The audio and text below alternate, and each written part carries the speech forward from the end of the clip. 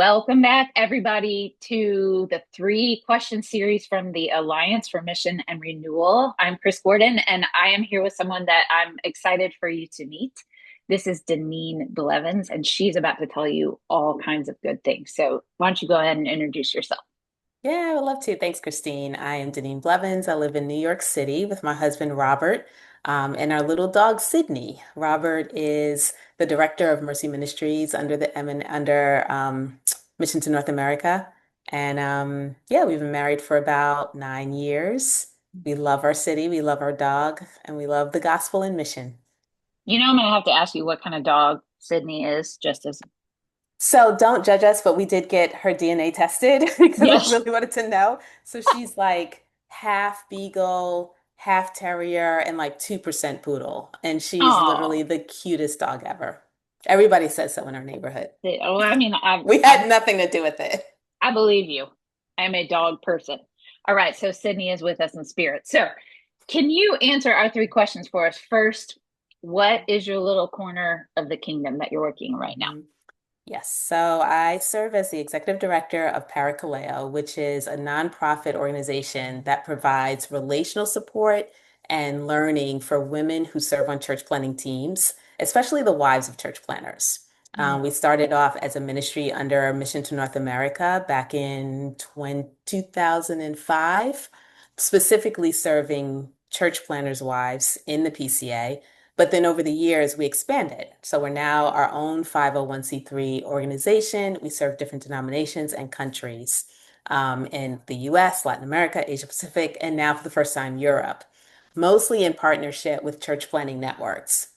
So this morning, I got to be on a Zoom call with leaders from church plants across my city, had nothing to do with Parakaleo, to talk about a children's initiative. And I looked at the faces of all these enthusiastic young men and women and thought, you guys have no idea what you're about to face. Because we've seen like all the pressures and demands of church planning, and it just can be so overwhelming. It's like this pressure cooker. You do Mhm. so much with a limited time, limited people, limited resources. And if you don't do something to let that pressure Mm. um, unleash, it can just really have devastating results. So the expectations of planning is high. So this is true for the Yeah. lead planter, but it's also true for the wives that sacrifice so much, but they're often so overlooked. Yes. Wow. And even being on your web page is amazing. The levels of support that you can get Mhm. is just so encouraging to even read about. Okay, so tell us tell us a story about what God's been doing through you in your ministry lately. Give us a little, pull back the curtain for us a little bit. Yeah, sure. I was thinking about with General Assembly last year, there were two women who came into our booth and they were friends. I think they had served at the same church, and then both of their husbands had felt called to start other churches, went through assessment, and got the green light to go.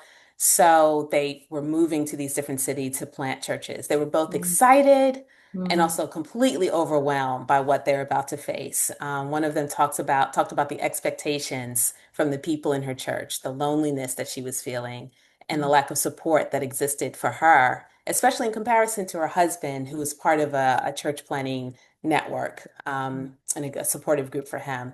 So they had both heard about Parakaleo, but had never been able to participate because everything was in English. And these are two Spanish speakers. So we conducted this whole Oh, conversation in Spanish. It just so happens, Christine, that we have been praying about starting a cohort for Spanish speakers in the United States and had already translated our new materials for that. Our program director is fluent in Spanish, and we had another leader who was ready to go that also shared this burden.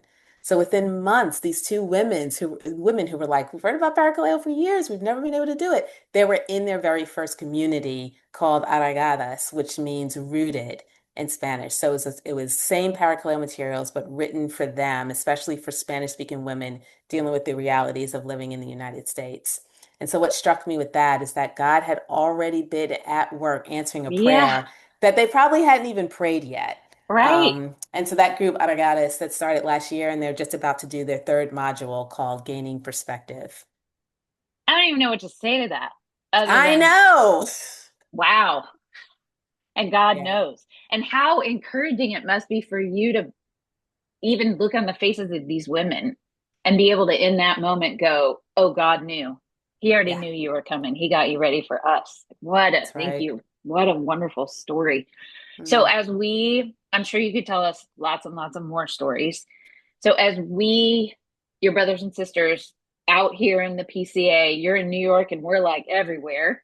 mm. How can we support you and the work of Parakaleo? If there's, what can we do? Yeah, I mean, Parakaleo is not just my job. Like it was a lifeline for me when I was not the wife of a church planner, when I was on a church planning team as a single Mm, woman at the time, helping to carry all the weight and burden of the church, but just didn't have any support. And so I was yeah. able to get into a Parakaleo group. And so this is for me, the best way to support me is by supporting our mission, not just through Parakaleo, but through supporting women in church planting across the board. Our vision is to see women and men follow Christ to grow churches that bear fruit, that bear lasting fruit. Mm, So we intentionally put women first in our vision statement, not because we think we're better, but because yeah. they've often been thought of last when it comes to Yeah. supporting them.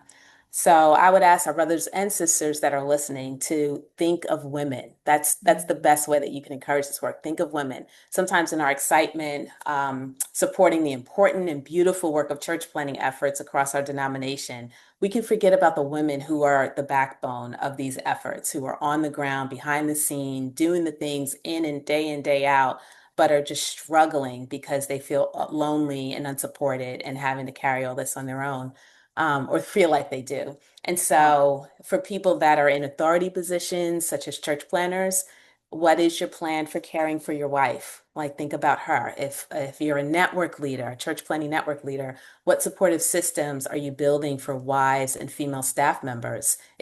When you partner with us, it really doesn't take much, but just to be thinking Mm, about that. If you're in a position of funding, like maybe you're on a missions team, is there a proportional amount of funding being set aside for women? Not equal, because we recognize that men are the lead planners, and so we want to make sure that the majority of resources are for them for the long haul. But there should be in a proportional amount for women who are whether they're heavily involved in the church plant or more behind the scenes, the emotional support that she provides to her husband as the lead planter or to the other members of the core team is mm, just really indispensable. And if yeah. she goes down, everybody goes down. Everybody's going So down. invest in her. And then finally, if you're watching this and you're the church planner's wife, or maybe you're a female staff member that's really involved on a church planning team, I want to encourage you to think about yourself. Mm, You know, one of the best ways that you can serve your church plant is to dedicate time for you, for your own spiritual well-being. Invest in relationships for yourself outside the church that nourish you, and make sure that you're getting your weekly Sabbath, even if you can only get away for a couple of hours, and just making mm. that intentional. And just remember that there's a community built just for you in Parakaleo. So those are the things that if people watching this would apply these things, that would actually encourage me, and it also would do so much for church planning culture. Did you hear her? That's from Denine. She's not messing around, y'all. These are the things we need to do. And there's so much more. There's so many helps. Even just in these few minutes, you can hear them. You can hear the rich resources here. Thank you so much for telling us. So, And where if they're just hearing and they're like, oh, where do I go? I know I need something. What's the fastest way to find you? yeah, I'm sure we'll post it, but just go to our website. That's the Yeah. starting place. And you'll see a list of program offerings that we have. We're kicking off our fall series. Also, follow us on Instagram and on Facebook so that you can it's not just things for you to, it's not more for you to do, it's Mm, encouragement for your own heart. So, mm. yeah, Thank you so much, Denine. Thank you for your work. Thanks for thank watching, you. everybody.